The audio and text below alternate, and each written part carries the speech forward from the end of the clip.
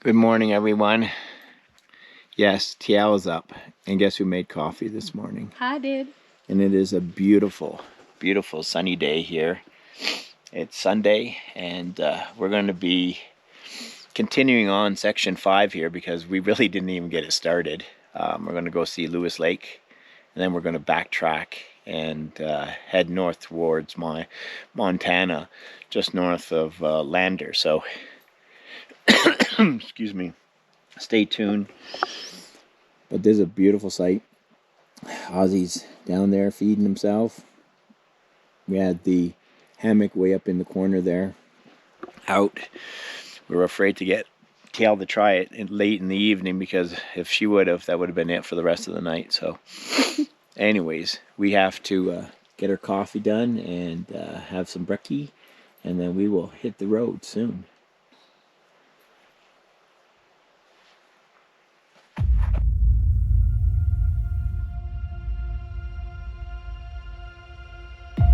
Wyoming, the untamed spirit of the West, with its majestic natural beauty. It opens your mind and invigorates your senses to release your inner freedom and sense of adventure. Join Brad and I, the Canadian Adventure Seekers, as we travel 7 of the 8 sections of the Wyoming BDR.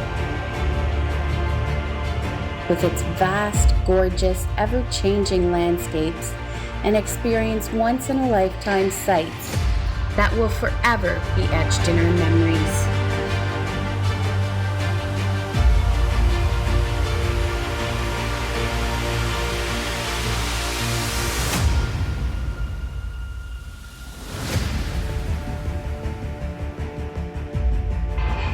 The Wyoming Backcountry Discovery Route is a multi-day, off-pavement drive for adventure enthusiasts through the most dramatic and rugged landscapes in Wyoming.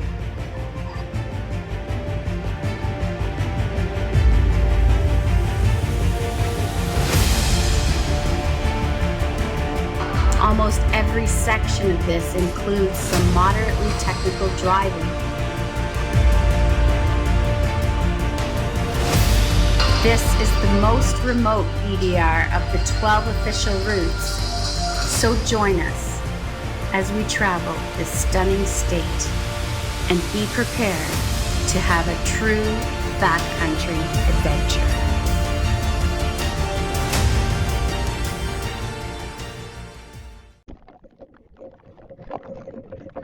So this is the road we pulled out of the Shoshone National Park, and we hopped on this. This is supposed to take us to, what's it called? Louis Lake. Louis Lake. So we'll see. The road isn't that bad. Actually, you see some normal vehicles coming down here. So a lot of locals seem to use this.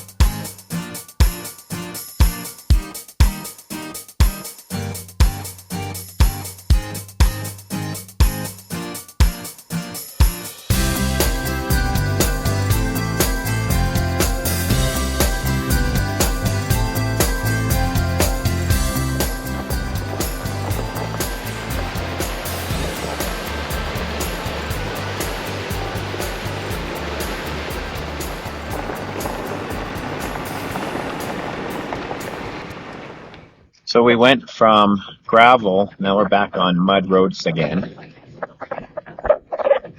And we're not far from Louis Lake. Gal's trying to work on the technology in the Jeep because I can't seem to get the tablet and Gaia working together. So we're having to use our phones right now.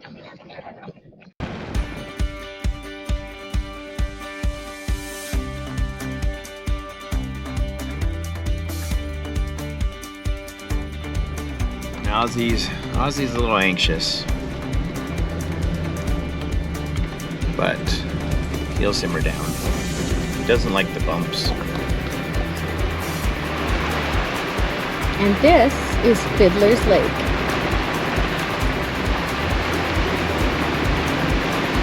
Beautiful road. Mario Andretti is driving. We had someone behind us earlier and we left them in the dust. Like there is nobody back there. And we got our Gaia going again, so thank God for that. Tech wizard. Yep, tech wizard. And he's chilling, not enjoying this though.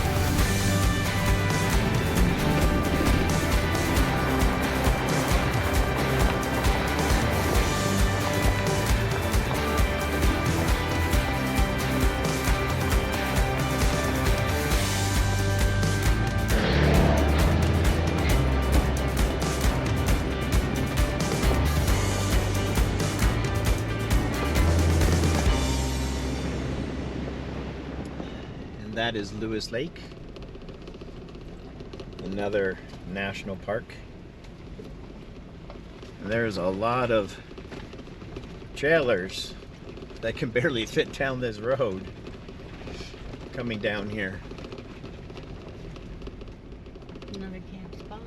Another camp spot.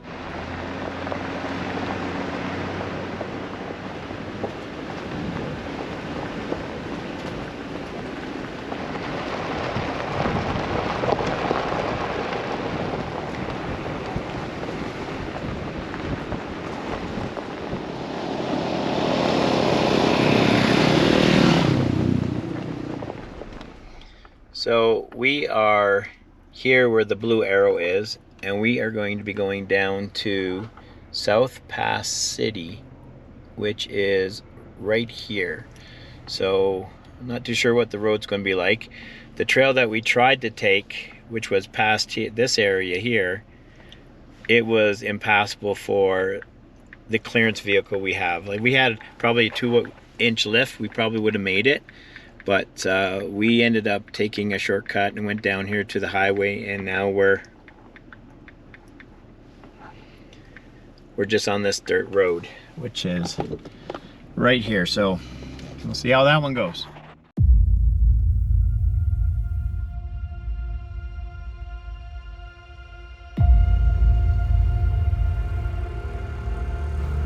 The Carissa Mine and Mill. In June of 1867, the Carissa Lode legally located as the first hard rock mine in the Shoshone mining district. In a few short years, the Carissa became better known as Carissa Mine. Combined with relatively easy pickings for local creeks, the Carissa provided for the foundation of South Pass City's economy. In 1898, a revival at the Carissa was funded by the deep pockets of Chicago lumberman John C. Spry. His federal gold mining company consolidated over a dozen formerly independent claims. For the first time, the Carissa ore was processed on-site rather than taking it to water-powered mills on the nearby creeks.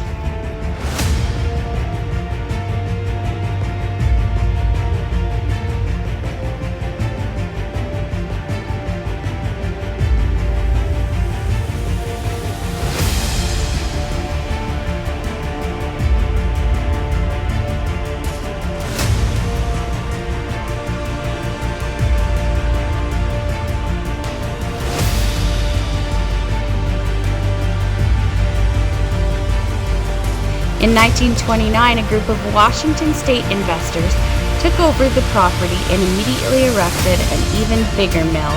While the main shaft was being straightened and deepened, the massive structure, still seen today, was being moved and re-erected.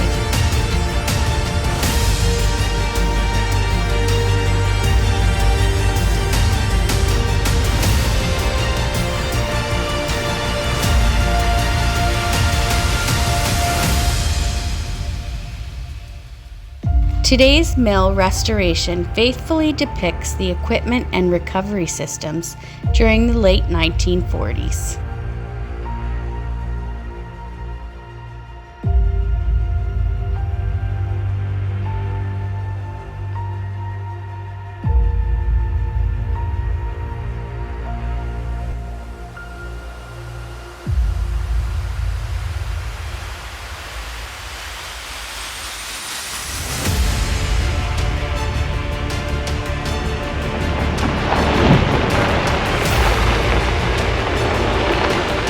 Four people live here and a cat. That's sweet. A rock house. Okay.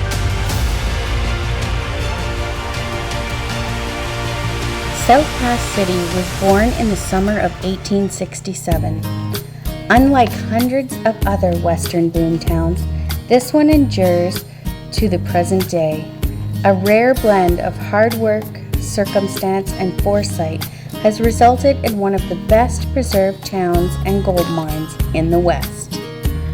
Rumors of earlier gold discoveries along the Sweetwater River dated to the 1840s, but promised of greater reward involving less risk, had led gold seekers to focus elsewhere. The local region hosted the Shoshone and the California mining districts. The first boom only lasted a couple of seasons, but helped establish mining as a foundation for Wyoming's economy.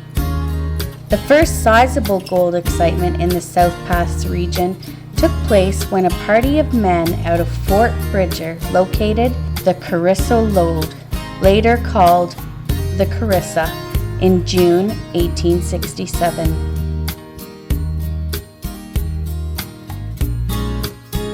The initial gold rush was followed quickly by a prolonged bust as eager miners and investors were rudely acquainted with the realities of profitability working in the Sweetwater mines. Many early boomers instead sought their fortunes through agriculture on the tracts of nearby public land open to homesteading.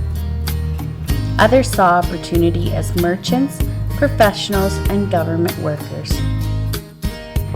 As we travel through the city, we notice things like the Smith and Sherlock Company store,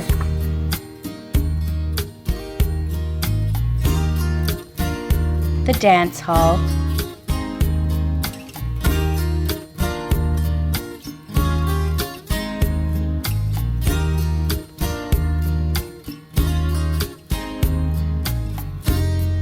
the Hot and Cotter store,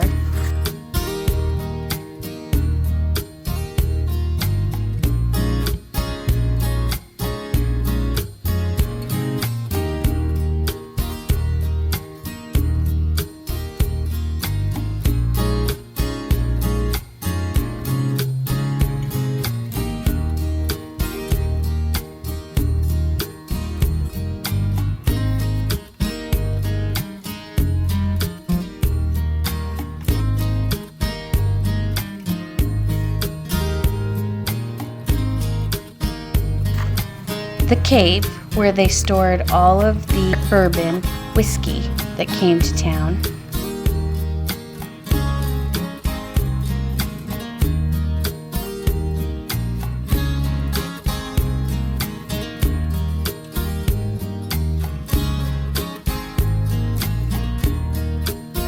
the John and Lydia Sherlock House,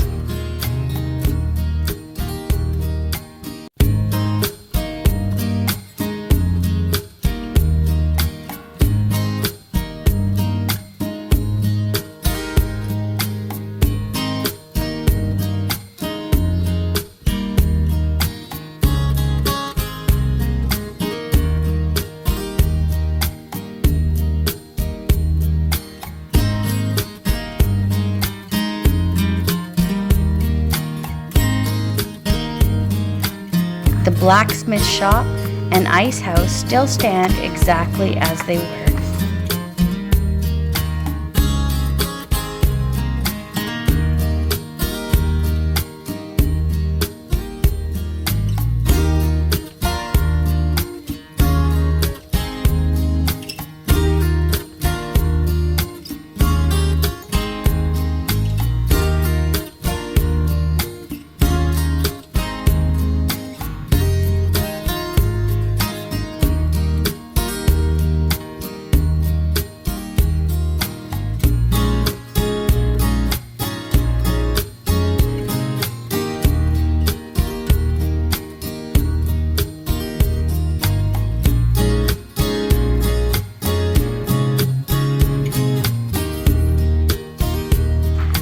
Cabins that people used to live in.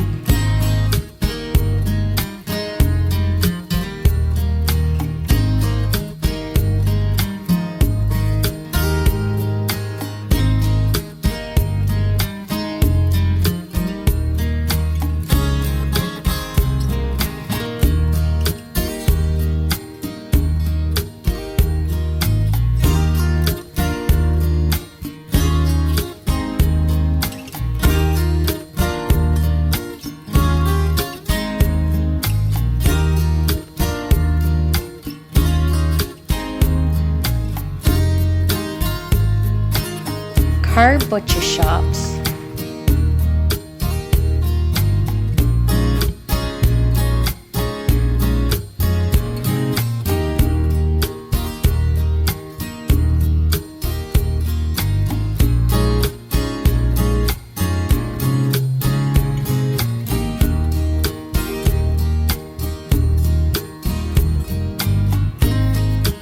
You also see the South Pass Hotel,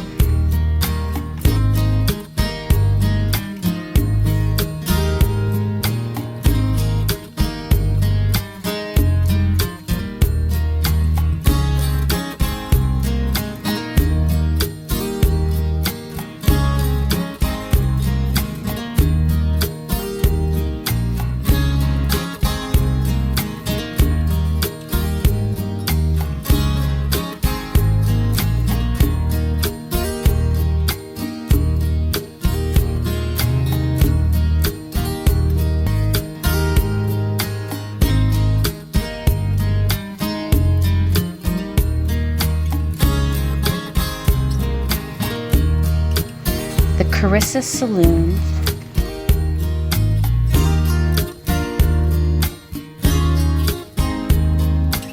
the South Pass School, Rinker's Cabin, Slack's Cabin, and many, many other businesses that were a part of this amazing little town.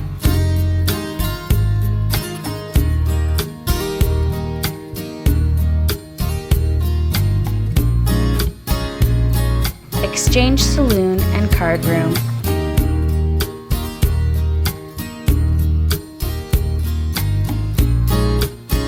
And the Price Street Bridge.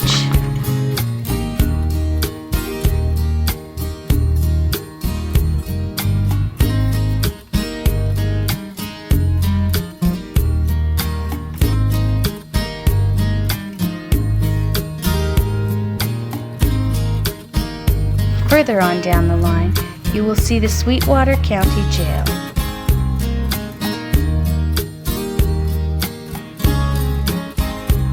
Not a place that you wanted to end up.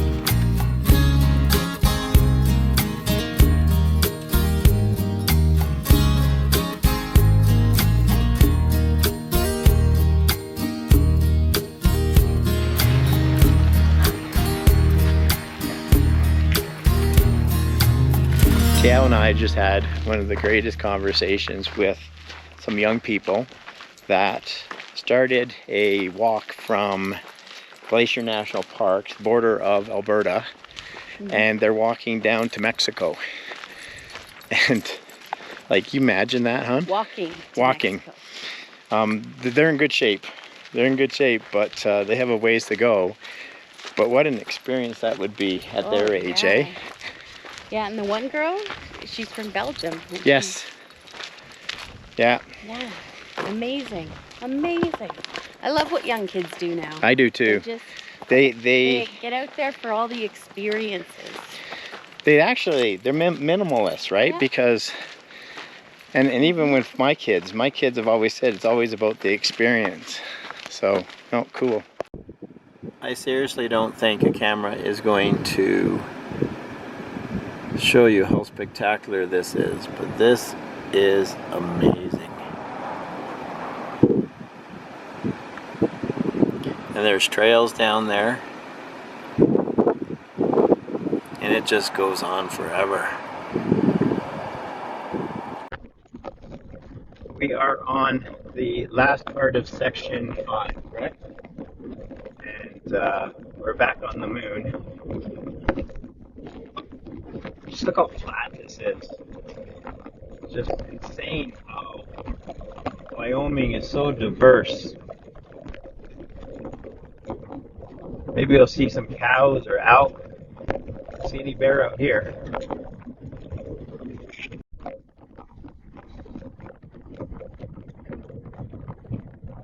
So here we go. Miles and miles of flat land. At least the roads are in much better shape. And all you see out here is the odd gate and cow. That's it. What do you think, Oz?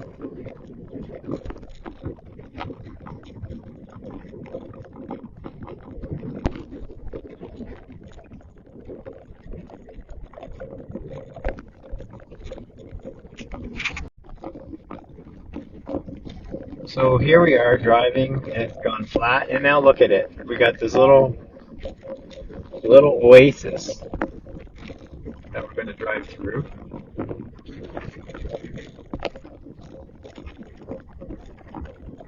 Just pops up middle of nowhere. Oh, there's a bunch of them. We're going to drive through all of them. Yeah, this I think is the spot we're almost here.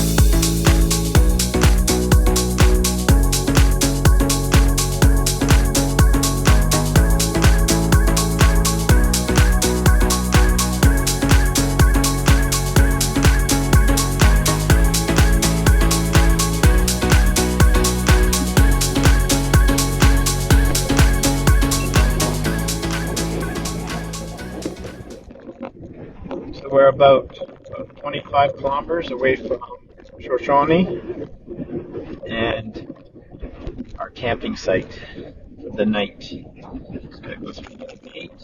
This has been a really nice, easy run for us. The road has been amazing. We've made up a lot of time today to get back on schedule.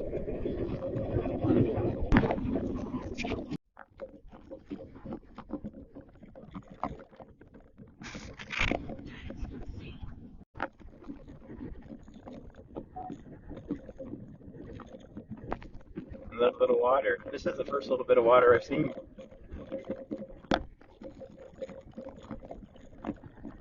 Look at the craters on those sides. So they get rain, but when it rains, it must pour here. The edge, eh? Or it's that red sand mud. It's like living in PEI. You get that mud on your vehicle. We had that on our vehicle for a good few months. Oh yeah, somewhat. Yeah.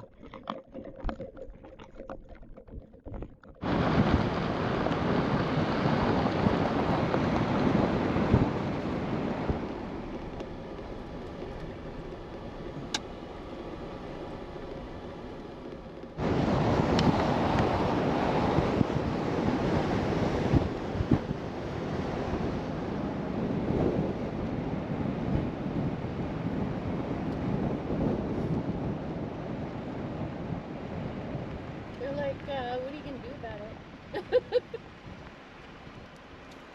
Oh, mama got me.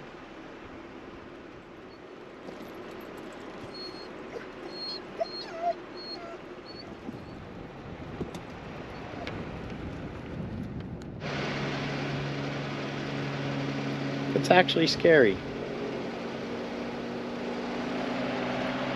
You can tell what type of trails we've been on. The Jeep is full of poop. But this is some gas company. We are in the middle of driving through a toxic plant. And it's just, there's nobody around here. It's just crazy.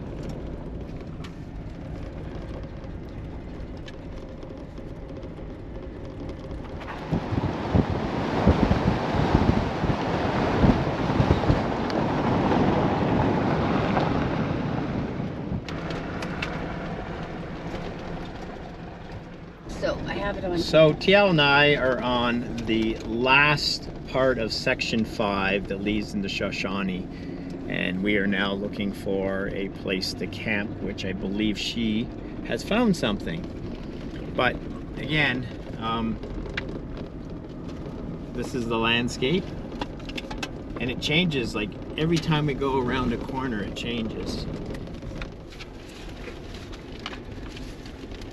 And there we are, and we're just a little ways to go. We're heading up to this marker right here. So it's probably about an hour drive, but what a beautiful, beautiful area. And it's just funny that they are cows. There's cows like just show up everywhere. Like here, I don't know if you can see them from afar there, just over the mirror, but there's cows over there.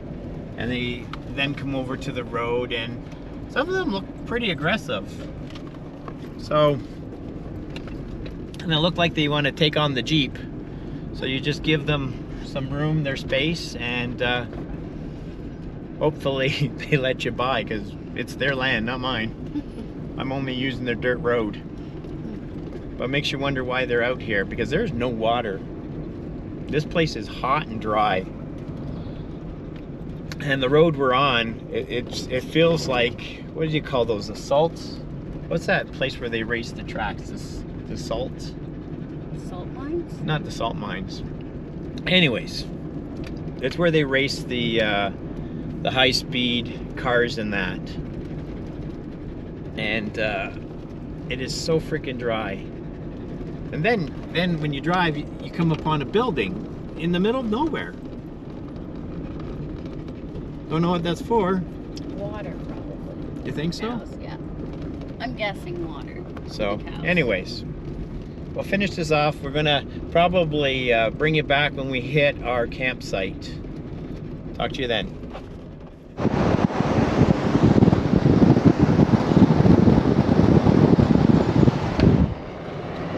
So we are just pulling into the little town of Shoshone, and we're gonna be hitting pavement here in a second.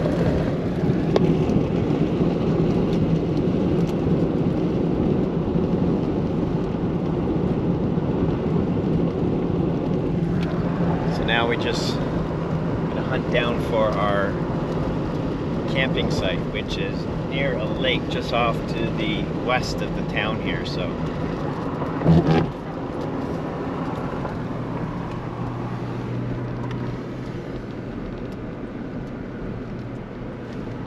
I think we're going to be heading down, I assume, around this little lake here. So we'll bring you along when we get there. Tail and I found our free camping site for the night. We are in Shoshone, just outside of the town. And this is what we have to look at.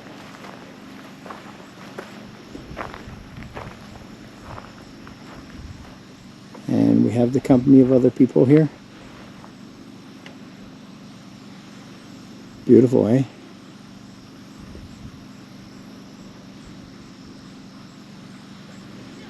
You can't beat this type of traveling. Ozzy is not feeling good though. So we're gonna have to give him some TLC tonight.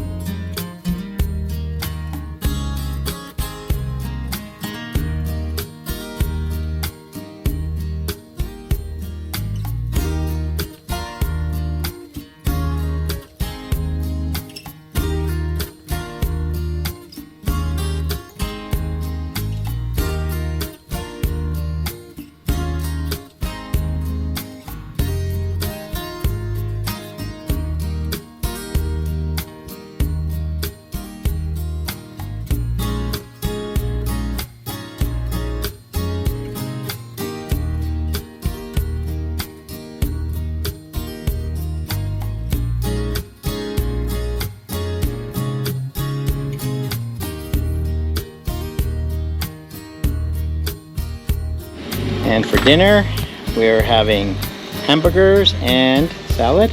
Yep. On the scuttle. Living small, eh? Love it. Honestly, we made amazing time on the last half of the BDR section 5. We probably broke some speeding records, but we won't say that out loud, will we? But it was interesting. The landscape, every time you went around a corner, was different. So you can't get enough of it. And we went from mountains today, sleeping up in the mountains along a lake, to honestly, this is borderline prairies with the mountains in the background. So phenomenal. We're enjoying every minute of it. So we're going to wind down, enjoy our meal, and then head up to the upper level and watch some Netflix. So we'll see you guys tomorrow morning.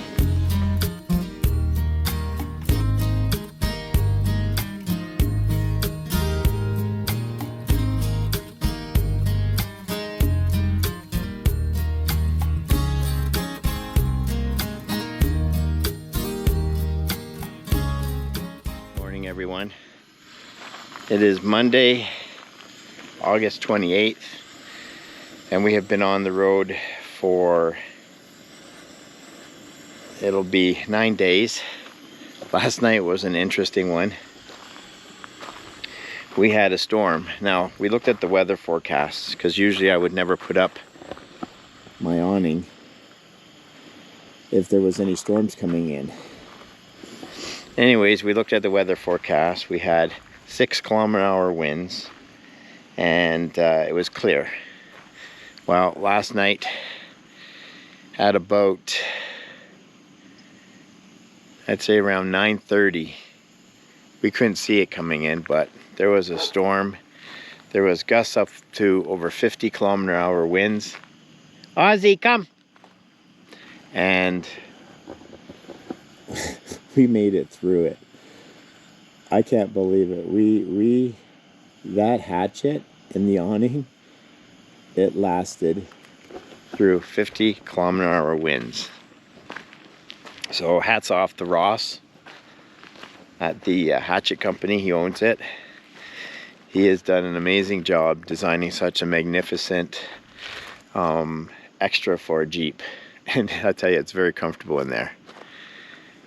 We have Ozzy that's searching out things. Come on, Oz. I just don't want him too deep in there because there is rattlers in Wyoming. So come on. Let's go. So anyways, we have coffee brewing here. The sun is coming up, supposed to be a beautiful day. So we have coffee going on, a version of the scuttle, which there's the scuttle part, but this is the boiler part, which works great. And let me show you the view we got, because you can't beat this. I showed it to you last night, but this is what morning looks like. So we have mountains all along here. We have our own little beach area. And the water is freaking amazing. If we wanted to put a boat in, they got some blocks there for boats to anchor.